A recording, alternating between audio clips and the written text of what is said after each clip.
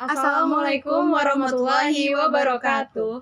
Perkenalkan, nama saya Mela Aprilia Suharni. Saya Rahmi Septia Juwita. Kami selaku moderator dari KOS, Convergence Study, yang bekerja sama dengan Apa Kata Sobatika. Baik, hari ini kita sudah kedatangan pemateri yang sangat luar biasa, yaitu Kakanda Karudin HSNDM. Selamat datang Kakanda. Selamat datang Kakanda. Ya, selamat datang dan terima kasih udah mengundang di Apa Kata Sobatika ya. Iya, maaf nih mengganggu waktu Kakanda sebelumnya ya. Akhirnya bisa nih kita bertemu untuk ngobrol-ngobrol sedikit mengenai hari ini kita mengangkat tentang UKT di masa pandemi Kakanda. Nah, mungkin kita tanya-tanya dulu ya Kakanda. UKT itu apa sih Kakanda? UKT ya, kalau khususnya di Unri ini pertama kali itu menjadi sistem UKT itu pada tahun 2013 sebagaimana Peraturan Menteri Pendidikan dan Kebudayaan nomor 55 tahun 2013 terkait tentang bagaimana sistem UKT ini. Jadi pertama kali Unri itu digunakan itu pada tahun 2013. Kita memakai sistem UKT 1 sampai UKT 5. Itu penentuannya itu berdasarkan dari BKT, biaya kuliah tunggal, untuk ditanggung oleh masyarakat dan pemerintah. 2012 ke bawah itu 1.200.000, jadi merata. Jadi mau mahasiswanya itu dari kaum bawah ataupun ke atas gitu, kemampuan orang tuanya itu rata semuanya 1.200.000. Dan dari 2013 mulailah gitu kan, dari UKT 1 sampai UKT 5 UKT. Jadi uang kuliah tunggal seperti itu. Bagaimana kalau bahasa sekolah dulu SPP ya, nah gitu per bulan ya kan. Kalau kuliah nih kita kalau umum itu biasanya UKT. Kalau sekolah dulu namanya SPP, orang kenal ya kan. Kalau di kuliah inilah UKT. Tadi Kakanda menyinggung soal di tahun 2013 masih 1.200.000. Ya. Nah, kenapa sekarang itu ada namanya penggolongan UKT? Itu mengapa Kakanda? Ya karena supaya kita tuh tanggung bersama gitu kan. Jadi kawan-kawan yang kesulitan dalam hal ekonominya bisa dibantu melalui UKT 1 gitu kan. Kalau di Unri ini penentuan UKT-nya kan kita menginput data ya kan, melalui online kan, nanti baru muncul seperti itu. Jadi seperti itu, bukan 2012 terakhir ya. 2013, 2014 dimulai sistem UKT dari golongan 1 sampai UKT golongan 5. Itu pun per fakultas bervariasi juga nominal UKT-nya. Kalau di MIPA itu UKT 1-nya 500.000 ya kan. Iya, 500.000 ya, 500.000. Untuk aspek penentuannya itu sendiri itu apa aja kan? Dia ada beberapa aspek, misalkan kalau kita kan kawan-kawan nggak ngisi data nggak waktu masuk kan. Itu bagaimana melihat kendaraan bermotor punya nggak, kemudian gaji orang tuanya berapa, foto rumah, foto rumah, dapurnya ya kan. Jadi di data dari situ untuk UKT-nya. Terkhusus untuk bidik misi itu langsung tinjau lokasi kalau Unri ya. Kalau untuk yang bidik misi kan langsung datang ke lokasinya. Tapi kalau yang biasa gitu kan, yang UKT golongan 1 sampai golongan 5 itu ada beberapa aspek yang dilihat. Pertama, ekonomi gaji orang tuanya. Kemudian berapa sih yang ditanggung dari orang tuanya, iya kan? Kemudian kendaraan punya nggak gitu, punya rumah nggak? Luas tanah juga nggak? Ya luas tanah, ya kan? Rumahnya numpang atau ngontrak atau rumah sendiri ya kan? Jadi hal-hal aspek ekonomi itu yang lebih banyak ditanyakan sih dalam penentuan UKT ini. Oke, baik. Berhubung kita sedang lagi masa pandemi nih, COVID-19 kan. Untuk di masa pandemi sendiri dari universitas, apa saja sih bantuan yang sudah dikeluarkan Kakanda? Oh ya, dari bulan Maret ya kan, masa pandemi itu dari bulan Maret itu kita udah dapat bantuan UKT kan, bantuan UKT dalam hal dari pemerintah yang 2.400.000 itu. Awalnya kan 2.000 mahasiswa untuk Unri kuotanya. Cuman pada waktu itu yang mendaftar itu hanya 1.200-an datanya. Itu saya nggak tahu data pastinya yang jelas, 1.200-an. Artinya kan masih ada slot yang kosong. Dan itu dapatnya itu 2.400.000. Tapi misalkan UKT 1 ya 1 juta cuman dia dapat, misalkan di MIPA ya. Misalnya UKT 2 1 juta. Berarti hanya 1 juta. Sebenarnya yang ditanggung itu 2.400.000. Misalkan lebih dari 2.400.000, berarti hanya 2.400.000 dibayar oleh pemerintah untuk bantuannya. Kemudian dari Unri itu yang keluar kemarin itu bantuan paket data ya. Bantuan paket data. Sekali ya kan waktu itu. Kemudian bantu oleh pemerintah. Itu sih yang dilakukan pada saat pandemi ini. Kemudian bantuannya itu pencicilan, kemudian pencicilan, kemudian pengurangan UKT, revisi kan, revisi ada juga. Ya itu kan revisi tiap tahun tuh, tiap semester dilaksanakan. Misalkan dia revisi semester ganjil untuk semester genap, revisi semester genap untuk semester ganjil ke depannya. Jadi sistemnya seperti itu untuk di Unri ini. Itu sih yang dilakukan oleh Universitas Riau untuk saat ini. Kemudian pemerintah sih dalam hal ini bantuan UKT itu. Bagaimana alur advokasi yang sudah dilakukan selama ini kan.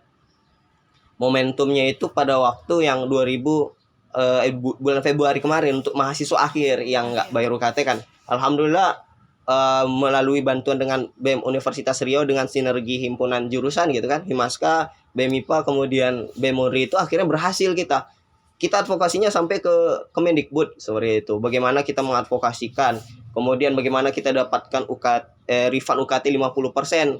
Awalnya kan untuk semester ganjil tuh. Iya, Bu. Kalau untuk diterapkan semester genap nggak ada gunanya kan. Betul. Kan untuk semester ganjil. Artinya keluar surat edaran baru dikeluarkan untuk semester genap. Kemudian untuk mahasiswa akhir, awalnya tanggal 27 Februari, 28 Februari gitu kan batasnya.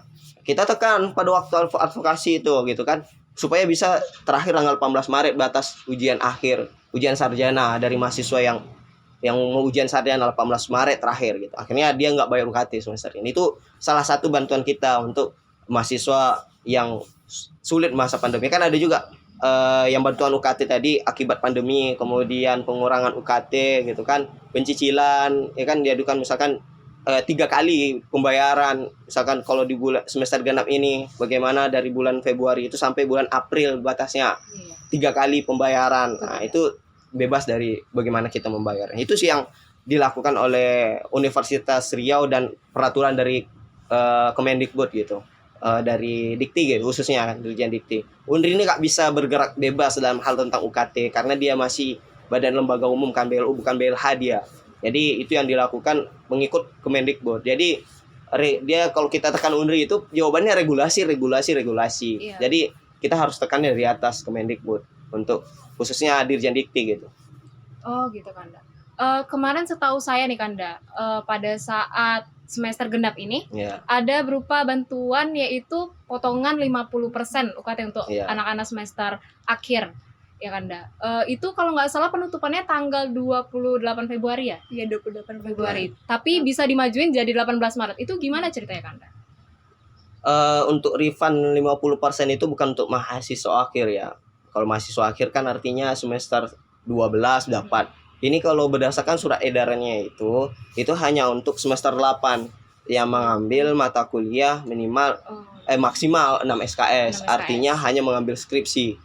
Nah, itu sih jadi polemik. Beberapa fakultas ada yang semester 8 itu masih ada dari kurikulumnya itu lebih dari 6 SKS. Masih ada praktikum dan sebagainya. Jadi nggak bisa kan. Cuman gimana gitu kan. Itu aturan dari Dirjen Diktinya, khususnya Mendikbudnya untuk refund 50% itu. Kalau untuk sampai 18 Maret itu adalah ujian sarjana tadi yang refund 100%. Yang keluar surat edaran dari Kemendikbud itu, Dirjen Dikti itu dari tanggal 18 Februari. 18 Februari pada waktu itu keluar. Sebelumnya tuh kita desak nih Unri. Kemudian kita desak Dirjen Dikti, Pak Nizam, kan Pak Prof Nizam, dan melalui platform Zoom kemarin kan advokasinya. Kemudian di tanggal 18 Februari keluar surat edaran untuk perubahan surat edaran sebelumnya, sebagaimana refund 50% itu dikeluarkan semester ganjil, semester 9 dan semester 11 gitu kan. Semester 9 ya, lalu semester 9 akhirnya direvisi menjadi semester 8. Kalau semester 9 kan nggak ada yang semester 9 saat ini. Yang ada semester 8 dan semester 10. Nah, Betul. akhirnya keluar 18 Februari. Akhirnya batasnya kemarin ngurusnya itu ya kemarin ya, tanggal berapa 10 Maret.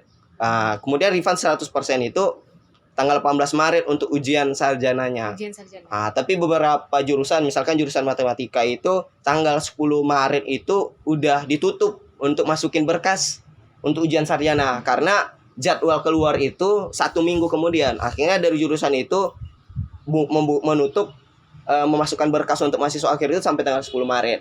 Jadi akhirnya keluar jadwalnya seminggu kemudian kan. Akhirnya 11, 12, 13. Jadi jurusan matematika khususnya itu sampai tanggal 10 gitu.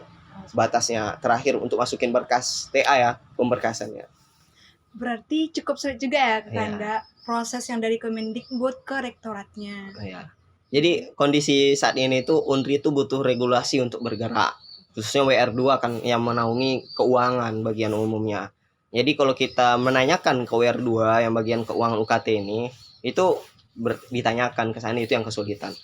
Permasalahan kita tuh saat ini di semester genap ini kan pembayar UKT terakhir tanggal 27 Februari tuh. Ini Iya. kalian harus tahu nih masalahnya nih. 27 Februari. Sementara kita ngisi KRS itu tanggal berapa terakhir? Tanggal 13 Februari kan. Februari. Artinya kita itu wajib bayar Bayar UKT UKT dulu baru bisa ngisi KRS. KRS. Nah, itu kemarin polemiknya. Evaluasi dari UNRI ini supaya bisa memperbaiki tentang hal itu. Artinya WR2 dengan WR1 itu ada miskomunikasi kan. Sebenarnya kalau kita tanyakan kemarin advokasi kemarin, maksudnya itu baik. UKT itu kenapa diperlama? Katanya supaya mahasiswa ini nggak bayar dan sebagainya. Cuman masalah teknis di lapangan mereka nggak tahu. Misalnya jurusan matematika, kalian ngambil kelas kan, mata kuliah. Bayar dulu. Bayar dulu baru baru bisa ngisi kan. Iya. Dosen-dosen yang jujur aja kan, dosen-dosen yang kalian inginkan, yang kalian suka, tentu kalian mau ambil. Apalagi jurusan matematika ini, ya kebetulan sama jurusan matematika kan, misalkan Bu Hasriati, aktuaria. Beliau hanya satu dosen aktuaria di jurusan matematika. Ketika penuh kelas itu nggak bisa kalian ambil kelas pilihannya. Kecuali mata kuliah wajib. Itu jadi polemiknya yang kemarin tuh. Jadi bisa ngisi KRS-nya di masa revisi. Di masa revisi aja yang ngisinya. Artinya tidak berguna gitu. Sampai tanggal 27 Februari pembayaran UKT itu harus kalian tahu gitu kan. Itu masalah gitu. Jangan sampai ke depannya terjadi hal begitu. Kalau sebelum-sebelumnya bayar UKT dulu baru ngisi KRS. Itu jadi polemik yang kemarin ya, terkait tentang hal itu. Kemudian kalau masalah pemberkasan itu ya mahasiswa harus ngurus gitu. Nggak kalau mau minta ditolong ya harus minta tolong itu mahasiswa itu sendiri. Banyak beberapa kasus mahasiswa itu juga nggak mau ngurus gitu. Diam dan lain sebagainya. Ini pesan nih untuk mahasiswa jurusan matematika ataupun yang mau nonton ini, khususnya mahasiswa, ya harus jujur emang gitu. Iya. Ketika memang tidak mampu ya kasih tahu kelembagaan mahasiswa ini. Khususnya kalau jurusan matematika ke Himaska. Himaska, saya ada masalah nih, masalah UKT. Saat ini kondisi ekonomi saya nggak bisa. Karena ketika mahasiswa keluar karena masalah UKT nggak bisa bayar UKT, seluruh mahasiswa itu harus bertanggung jawab tentang hal itu. Itu khususnya Himaska harus peka gitu kan. Kemarin saya tanyakan ada beberapa pengurus Himaska kan yang mengambil cuti akibat UKT kan. Iya, Ya kan. betul. Itu saya tanyakan itu. Kenapa ini bisa masalah UKT ini? Kalau jawaban dari Himaskanya itu dari keluarganya, emang yang udah sepakatan dari keluarganya kan. Jadi nggak bisa mengambil lebih jauh kan. Artinya kita itu minimal sudah mengulurkan tangan, Himaska khususnya kan, udah mengulurkan tangan kepada mahasiswa jurusan matematika, udah ingin membantu gitu. Jadi seperti itu tentang UKT, kalian harus bantu gitu. Misalkan kalau pernah itu bayar memakai zaman abang ya di Himaska dulu pakai uang Himaska gitu untuk menanggulangi dulu tanggal berapa dia mau bayar ataupun dari beberapa orang. Bahkan di BEM IPA ini ada juga kawan yang nggak bisa bayar kan, butuh uang misalkan, kasih gitu. Tanggal berapa dia bayar? Kemarin dia akhir Februari misalkan dibayar, udah gitu, nggak apa-apa. Seperti kita bantu asalkan dia selamat gitu. Yang penting dia kuliah gitu. Kuliah betul. Gitu dia. Yang penting mau ngurus aja. Kayak beasiswa kalau nggak mau ngurus berkasnya, nggak mau ngurus, Nggak akan dapat. nggak akan dapat ya, ya gitu. Nggak, usaha dulu baru mendapatkan hasilnya kan gitu konsepnya. Nah, jadi apa nih harapan Kanda tentang UKT di UNDRI ini? Iya, yang pertama itu kalau untuk harapannya itu harus sesuai. Terkadang gini, saya pernah kawan saya di satu sekolah saya itu, bukan di UNDRI sih, di salah satu kampus juga. Itu karena UKT-nya tinggi. Ini salah wawancara tuh gimana, akhirnya UKT-nya tinggi gitu, UKT 4 atau UKT 5. Nggak sanggup dia takut kan, masih maba gitu kan. Jadi ketika awal masuk itu memang betul-betul harus, kan kita pakai online ya, betul-betul harus real gitu kan, berapa gitu. Jadi harus sesuai betul-betul kemampuan dari ekonominya. Itu yang pertama, harus sesuai. UKT-nya itu sesuai dengan golongan kemampuan dari mahasiswa, kemampuan ekonomi mahasiswa itu sendiri. Yang kedua itu ya melalui beasiswa. UNRI ini harus, kan humas terbaik ya, peringkat berapa humas UNRI kan. Maka dengan itu harus bisa menginformasikan juga ke mahasiswa UNRI itu sendiri terkait tentang beasiswa. Terkadang surat-surat edaran itu, kalau dulu tuh menjadi masalah itu surat edaran itu nggak disebar tuh beasiswa tuh. Iya, betul, kan? Iya kan? Iya. Karena belum bersaing kan. Iya. Nah, tapi sekarang ini Himaska itu yang pertama harus nge-share beasiswa supaya membantu kawan-kawan yang masalah UKT ini. Kemudian yang ketiga, di masa pandemi ini jangan sampai terjadi yang kayak kemarin ya, masalahnya UKT dulu lah, kita UKT dulu, kita selesaikan bayar UKT dulu, baru ngisi KRS. Seperti itu. Kemudian slot untuk yang bantuan UKT kemarin. Kemarin tuh dari WR3 dan WR2 pun, misalkan mahasiswa MIPA nih ada yang keluar kemarin dapat bantuan UKT akibat pandemi, dia sudah lulus nih, itu slotnya kosong kan. Iya, Itu digantikan oleh mahasiswa MIPA itu sendiri. Jadi di mana mahasiswa itu, di situ digantikannya. Iya. Jadi ada pergantian kan untuk akibat UKT akibat pandemi. Kemudian bantuan kuota ya, bantuan kuota. Itu bantuan kuota itu harus ada, diperpanjang terus beberapa bulan. Ya kan ini ada nanti nih bulan Maret nanti bulan Maret ya, kemarin kan udah diterima. Maret, iya. Ya udah Maret sampai bulan April ya. Masa expired dari bantuan UKT, bantuan kuota itu. Jadi itu sih harapannya, masalah UKT sama kuota itu kan kita yang sangat penting di masa pandemi ini. Itu sih yang diperlukan untuk masa pandemi ini. Harapannya besok kita bisa kuliah offline lah di semester Amin. ganjil kan. Supaya, karena kesian 2020 udah punya junior aja dia punya kan. adik lagi. Iya, punya Iya, ada lagi baru kemarin. baru masuk udah punya Iya. junior aja lagi. Iya. Tutup lah. Mi. Udah kan ya? Oh, Mbak Amel lah kesimpulan. Iyalah, harus ada kesimpulan. Ada tapi kan nggak nyata. Iya. 7 menit, mending Dan apa juga ya? Ini masih ya? Iya, dan closing statement ya dari Kakanda. dan harapannya juga untuk advokasi Himaska inilah menjadi pendeteksi, ngerti ya, pendeteksi awal untuk mahasiswa yang kesulitan tentang UKT ini. Jangan sampai ada mahasiswa jurusan matematika khususnya kan, ini kebetulan di Himaska podcastnya ya, Iya. seluruh lah gitu kan, mahasiswa harus advokasi itu yang mendeteksi di mana mahasiswa itu yang kesulitan masalah UKT. Terkadang ada mahasiswa yang introvert, dia nggak mau bergabung-gabung, walaupun dia Himaska ini bukan untuk orang yang cinta organisasi, enggak, dia harus menyeluruh semua mahasiswa yang menaunginya. Khususnya kader-kader jurusan Himaska adalah mahasiswa aktif jurusan matematika kan. Jadi kalian harus semua peduli kepada mahasiswa aktif jurusan matematika. Ada yang bermasalah, kalian harus peka terhadap dia, berikan perhatian gitu. Minimal kalian memang kalau tidak mau tolong, minimal kalau sudah memberikan pertolongan. Betul. Ada yang bisa saya bantu terkait masalah UKT ini, apa kesulitan dan sebagainya. Kalau nggak bisa, kita iuran gitu kan untuk menolong gitu. Bahkan ada yang mengamen kan untuk menolong. Itu harus cara yang, kalau kita lebih cara yang lebih bagus lah gitu kan. Kalau perlu ada misalkan uang Himaska lebih, kita gunakan itu kapan dia mau bayarnya gitu kan. Kemarin pernah juga kasus udah mau ditolong, pertanyaan gini, biaya hidupnya Oh iya, betul kan. Iya. nggak bisa pula. Kalau biaya UKT bisa kan dibantu, tapi biaya hidup gimana? Nggak mungkin kita bantu terus menerusnya kan. Itu pula yang penting minimal udah ada kita bantu. Apalagi kemarin pernah saya juga angkatan 2017 kan, 2017 itu saya kan komting juga 2017, saya telepon gitu, kenapa gitu, dia bidik misi. Abang tanya, ada masalah dari UKT, saya bidik misi. Apa masalahnya kalau udah bidik misi gitu kan? Saya gitu kan, ada, kamu punya masalah privasi nggak di keluarga? Punya. Ya, ada masalah yang tak bisa saya ceritakan. Jadi advokasi itu harus tahan perasaan. Hati itu harus dijaga. Pengorbanan tuh banyak. Mau waktu, perasaan. Yang ditekan tuh siapa? Kalian kan. Gimana nih advokasinya? Kok nggak ada sampai ke saya gitu-gitu. Padahal udah disampaikan, mahasiswa itu sendiri lagi yang harus banyak membaca juga. Betul. Jangan kita menekan ke atas, tapi mahasiswa itu gak bermasalah kan.